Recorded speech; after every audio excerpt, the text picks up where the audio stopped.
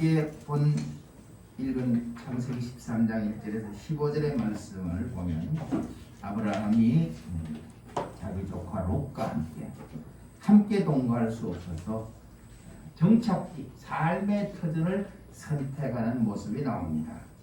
1절부터 15절까지 많은 구절을 읽으면서 이 본문이 우리에게 잘 이야기를 해주고 있습니다. 그래서 오늘 제목을 보시면 하나님을 선택한 자 아브라함. 지난주의 제목이 뭐죠? 하나님의 부르심을 입은 자 아브라함. 그래서 하나님의 부르심을 입은 자 아브라함이 하나님의 부름에 응답한 자라. 거기까지 말씀을 드렸어요. 오늘 이 말씀을 가지고 하나님을 선택한 자 아브라함.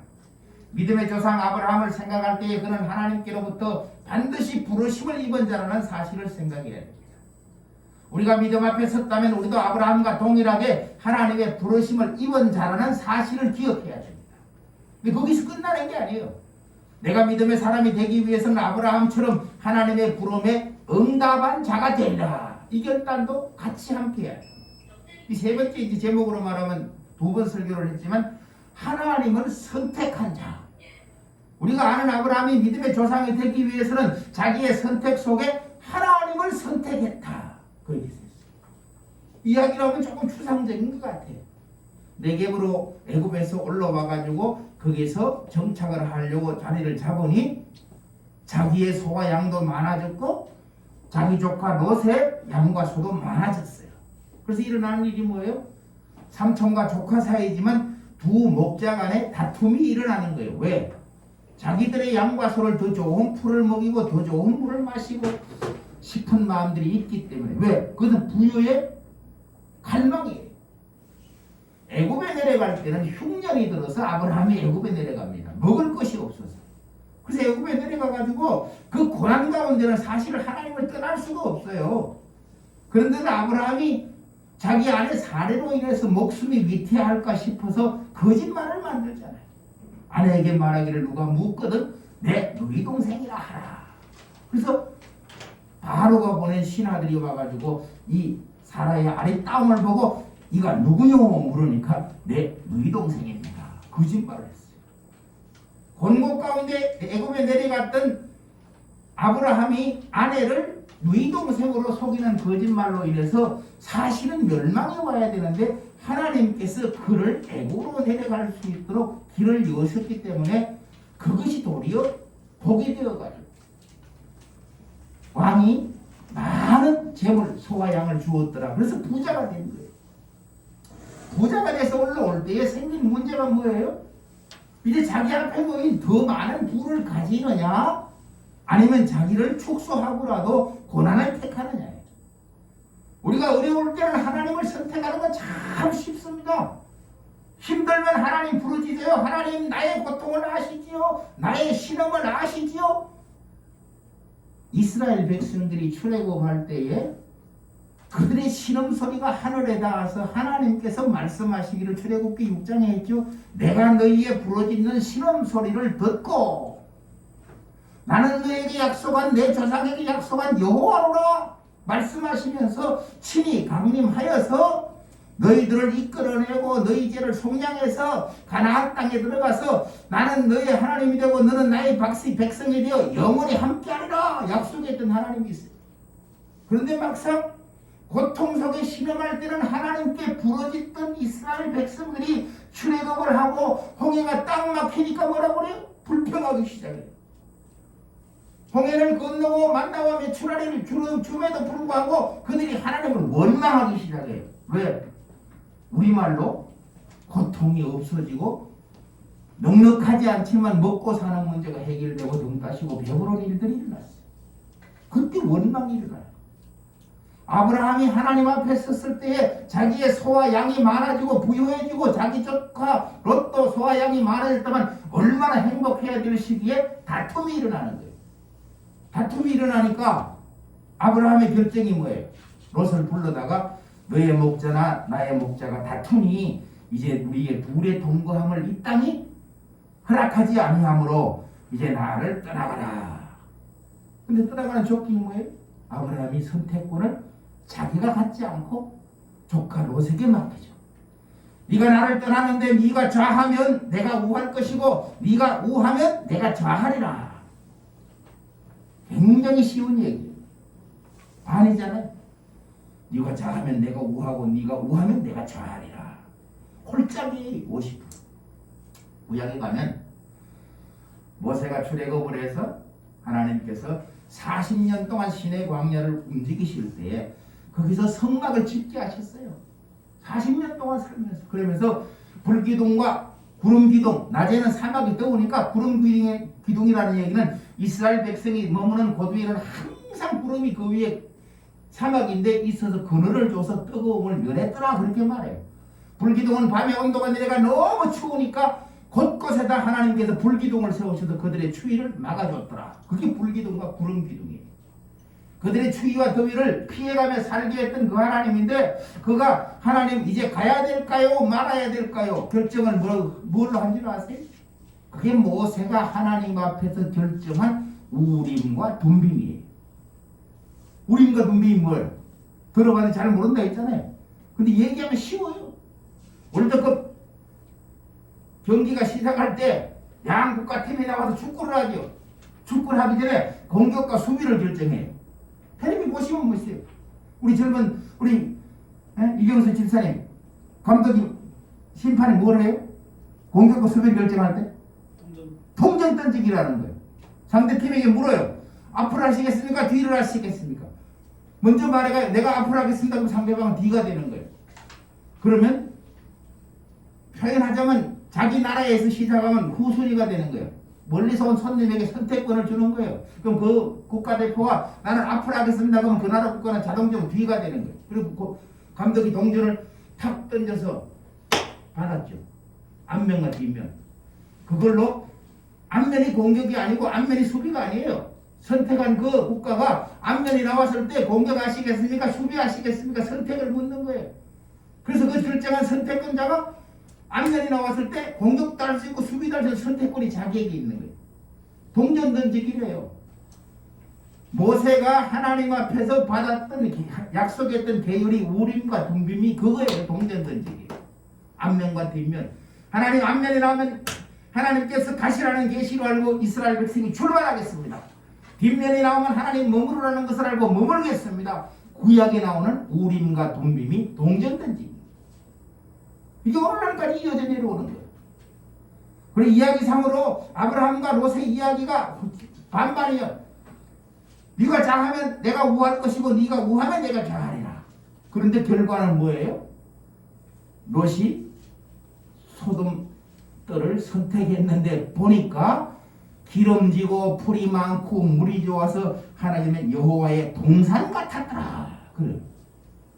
여호와의 동산 같은 그곳을 롯이 소돔과 고모라가 멸망하기 전에 선택해서 떠나니 아브라함이 거주를 하는데 아브라함은 가나안 땅에 거하였더라. 근데 가나안 땅은 척박하고 풀과 물이 제대로 없어서 양들을 키울까 소를 키울까 엄청난 고통 속에 있는 거예요.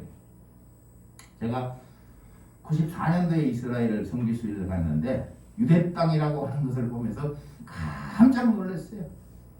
이집트에 가가지고 거기서부터 이스라엘로 국경을 들어가는데 12시간을 가는데 그게 사막이에요. 시나이 반도를 지나는데 진짜 그게 사막이에요. 물도 없고 오아시스 몇 걸음만 봐도 야 살만하다 생각이 드는데 딱 철조망을 넘어 국경을 넘어 들어오니까 이스라엘 땅에 왔는데 유대 광야라고 설명하는데 보니까요 사막이 아니에요. 절대 사막인 줄 사막이 아니에요. 우리 시골하고 똑같은 농토가 있는데 전부 흙인데 물이 없어요. 물이 모래가 아니고 흙인데 물이 없어요. 그게 얼마나 살기가 힘이 들어요. 요단강이 갈릴리부터 사해까지 98km를 흘러가면서 양쪽에 산들이 쫙 계곡의 요단강 가에 있는데 가이드가 설명을 하는데 깜짝 놀랐어요. 요단강에서 내려가는 물이 사해까지 거의 물 한 방울 남기지 않고 내려가는 골목에서 전부 물을 야구수기로 퍼올려서 제일 꼭대기부터 그 물이 다시 내려와서 모든 땅을 적시도록 양만큼 물을 퍼올려서 농사를 짓는 땅이 유대 땅이라는 거예요. 깜짝 놀랐어요. 하나님 없이는 살 수 없는 우리 고향에서 경상도에 살 때 천봉답이라고 하는 게 있어요. 하늘만 바라보고 농사 짓는 땅이에요. 비가 안 오면 천하 없어 농사를 못 지어요. 땅이 가물어서. 비가 와야 물을 심고 비가 와야 곡식을 심고 하늘만 바라보고 사는 거예요.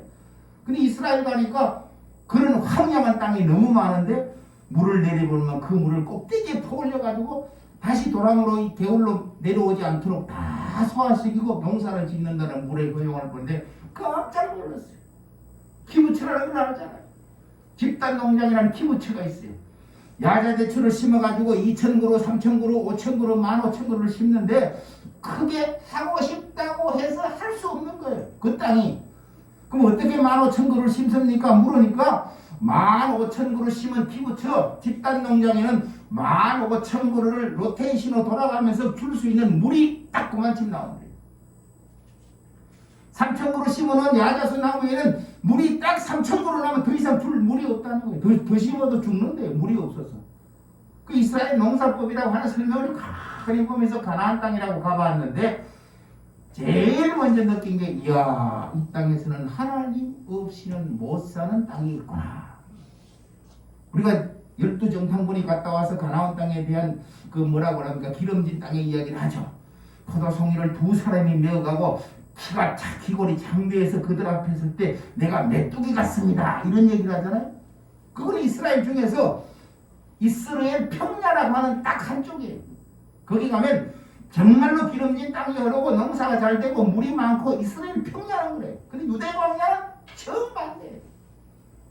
그래서 거기가 또 배운 게 있어요. 이스라엘 평야에 가니까 샤론의 꽃 한 노래를 많이 불러서 샤론의 꽃이 어떻게 생겼습니까? 제가 묻기도 전에 궁금하니까 목사님들만 46명이 갔어요.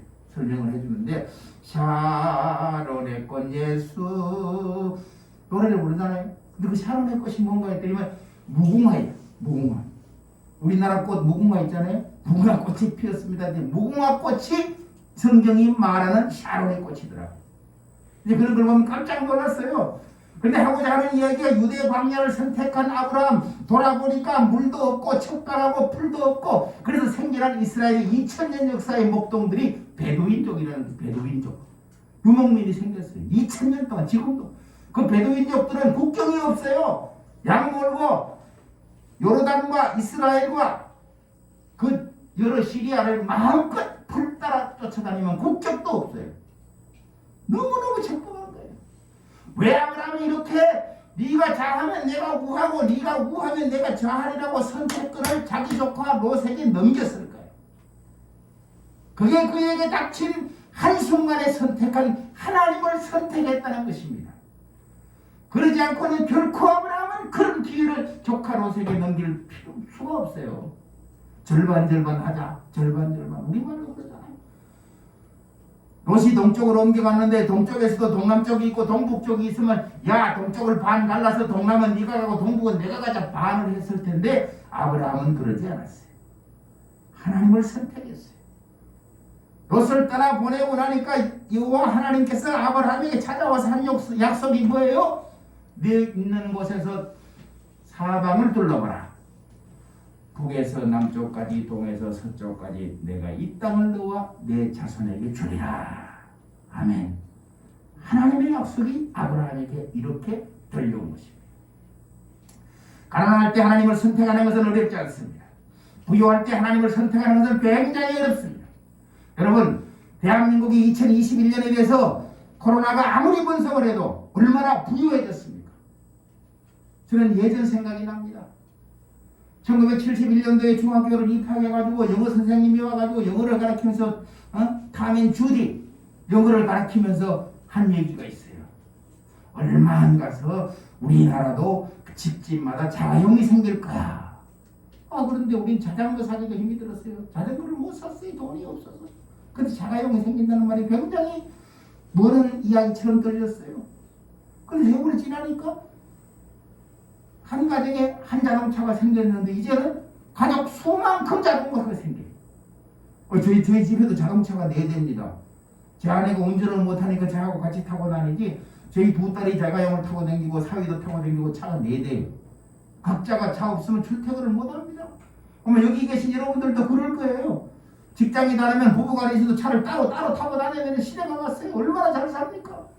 코로나 팬데믹이라는 이 유행병이, 이 전염병이 세계를 강타하고 있는데 금년 대한민국의 수출이 얼마인지 아세요? 깜짝 놀라요. 그런 거예요. 6,500억 달러. 단군 이래로 대한민국 역사 이래로 세계에서 경악할 만한 6,500억 달러의 최고의 수출을 한 해가 2021년입니다. 어려운 사람이 있죠. 그러나 전체적으로 보면 부요가 넘치고 있는 거예요.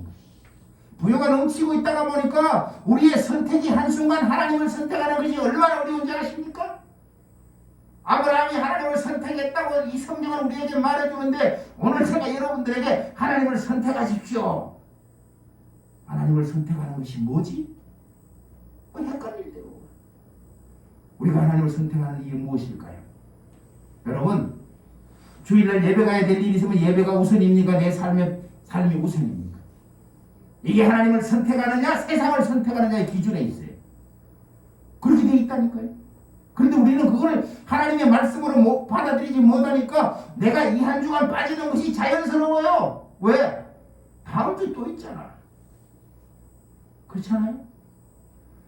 여러분, 예배하는 것이 여러분의 하나님을 선택입니까? 아닙니까? 예배가 우선된다는 게 하나님을 향한 우리의 선택이에요. 여러분, 일상생활에도 얼마나 많은 찬송을 부르고 삽니까? 월요일부터 토요일까지 있어요. 제가 말씀드렸죠? 주일은 한 번이에요.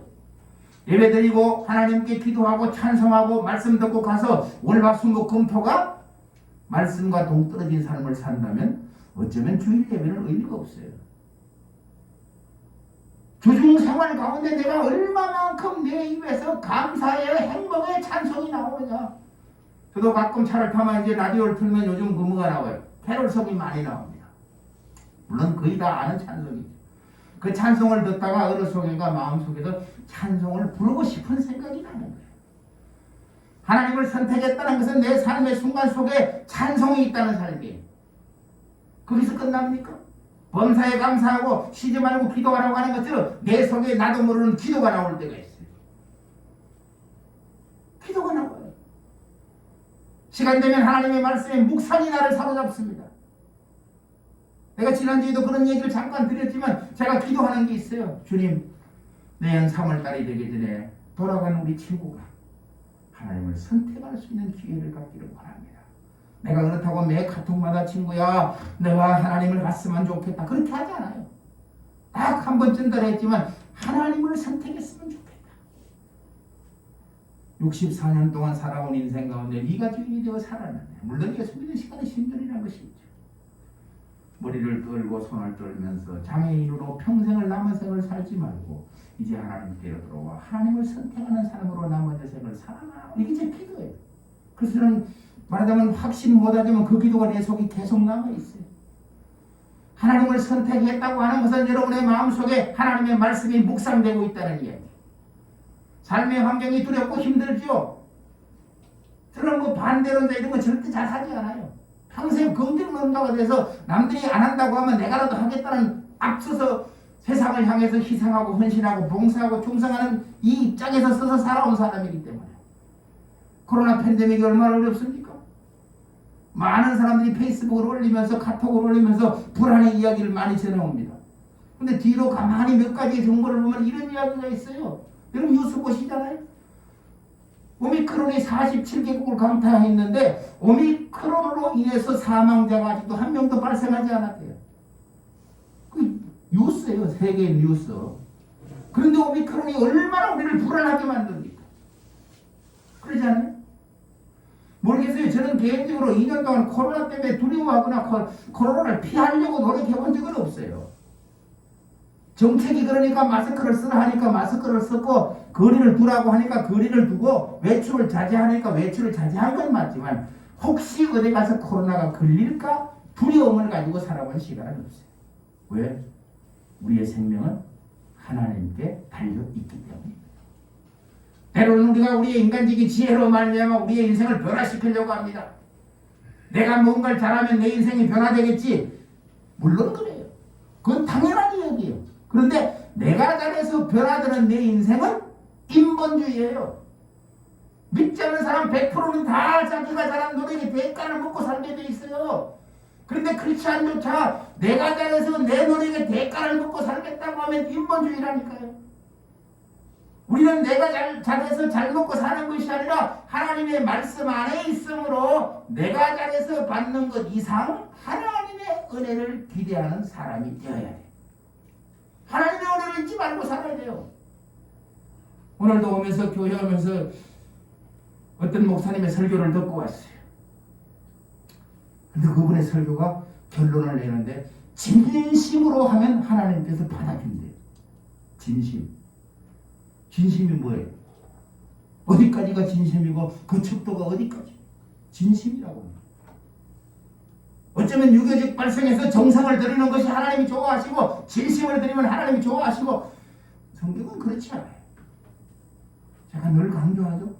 영적인 공식이 있어요. 수학 공부를 시험 문제를 푸는데 열심히 풀었다고 선생님이 점수를 더 많이 줍니까? 공부를 하는데 열심히 공부했다고 선생님이 점수를 더 많이 줍니까? 정확한 답을 써야 점수를 받게 됩니다. 우리 영적 생활의 순서가 하나님께서 말씀을 통해서 우리에게 전달했을 때 하나님은 우리의 진심을 원하시는 것이 아니라 하나님의 말씀에 순종하는 정확한 하나님과의 관계를 원하고 계십니다. 기도할 때도 정성을 들이라는 소리를 참 많이 합니다. 제가 어렸을 때 들었던 이야기가 있어요. 우리 어머니가 아들인 막내에게 저에게 이야기 들려준 이야기가 있죠. 신재팜을 원하느냐? 목욕 재개를 하고 밤 12시가 땡치면 뒷마당에 가서 물을 떠놓고 빌어라. 일주일만 빌고 100일만 빌면 안 붙는 귀신이 없다. 이게 정성이에요. 귀신이 붙는 거예요. 하나님을 모르는 사람들이 자기의 필요를 채우기 위해서 자기의 불편함을 해결하기 위해서 산신령께 물신께 비는 것들이 목욕제기하고 정성을 들이면 붙는 게 귀신이에요. 하나님은 5000년 동안 정성으로 일하지 않으신다. 제가 수없이 얘기하잖아요. 중국과 인도의 5000년의 역사 속에 정성 때문에 하나님은 임재한 적은 단 한 번 없어요. 진심 때문에 임재한 적도 단 한 번 없어요. 복음은 복음으로 말미암아 복음의 능력이 나타나고 복음에 순종하는 사람께 하나님이 찾아와서 만나주시고 그 복음에 순종한 사람들과 함께 일하시는 그분이 하나님이지 인간적인 마음의 진심이라든가 인간적인 마음의 정성이 하나님의 마음을 움직인다고 하는 것은 유교적 바탕 속에 일어난 성경 해석이 있기 때문에 내가 오면서도 설교를 듣다가 마음이 많이 불편했어요. 제가 1시간 거리를 오기 때문에 거의 올 때마다 한 분이나 두 분의 설교를 이렇게 듣고 옵니다.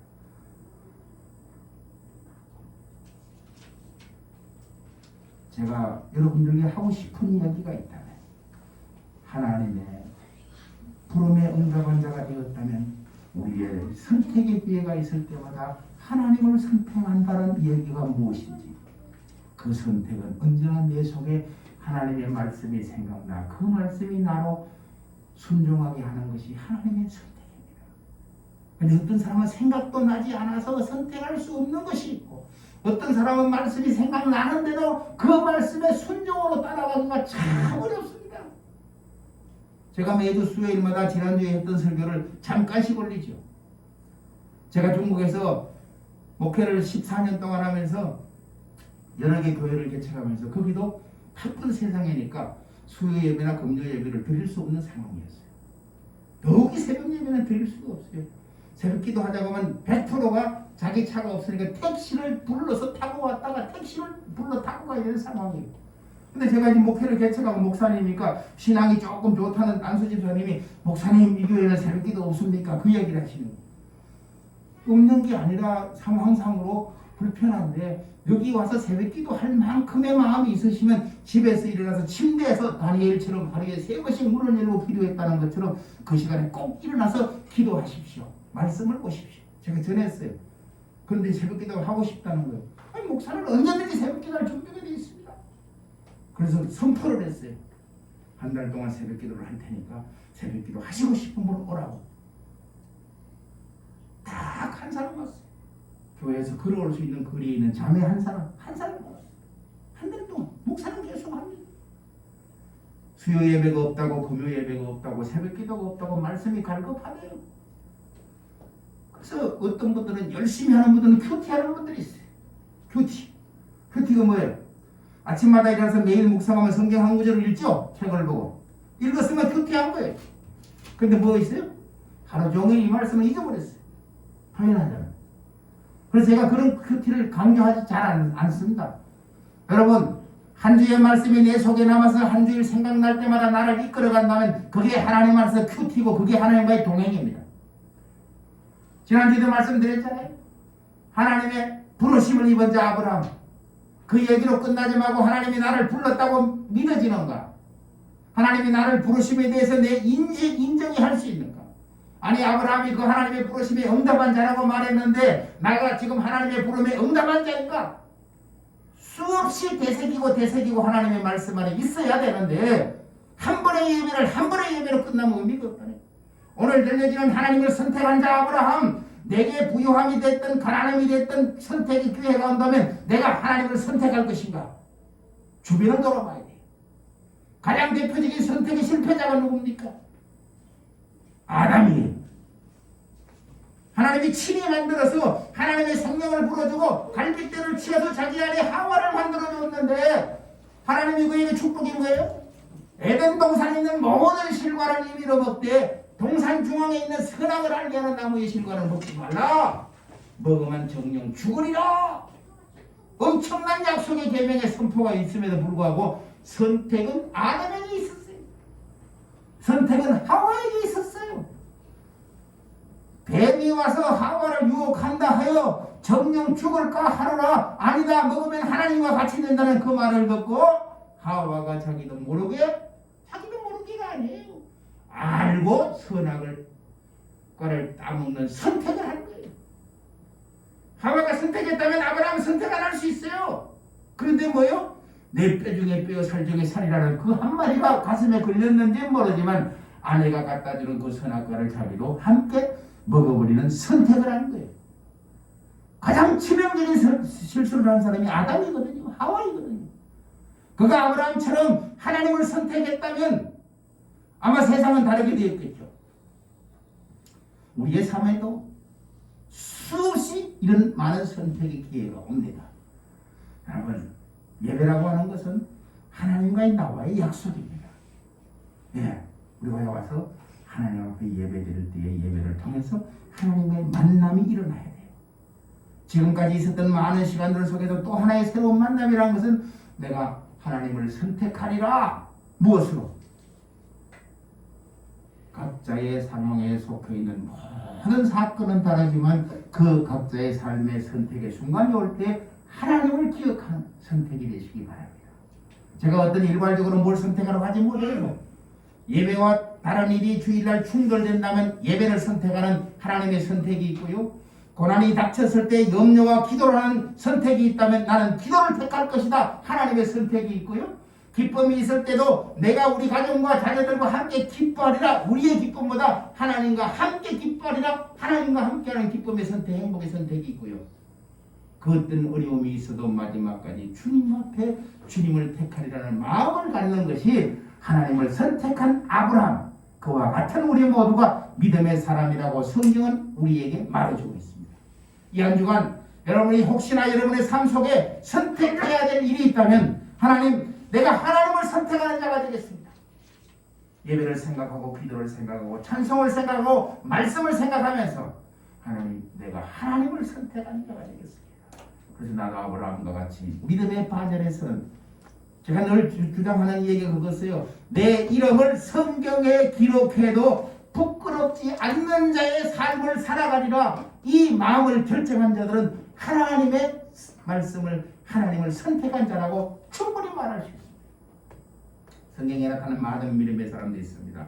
그들만 보고 그들을 향하여 믿음의 사람이라고 말하지 말고 나와 여러분의 삶의 생활과 사고와 생각과 선택이 성경에 기록해도 부끄럽지 않는 하나님을 선택하리라. 이 마음을 가졌다면 여러분도 아브라함과 같이 하나님을 선택한 자라고 성경은 우리에게 말해주니까 오늘 그 마음의 결단이 이 한 주간의 삶 속에서 주님과 함께 동행되어지는 놀라운 축복이 있는 저와 여러분이 되기를 주여 축원합니다. 아멘.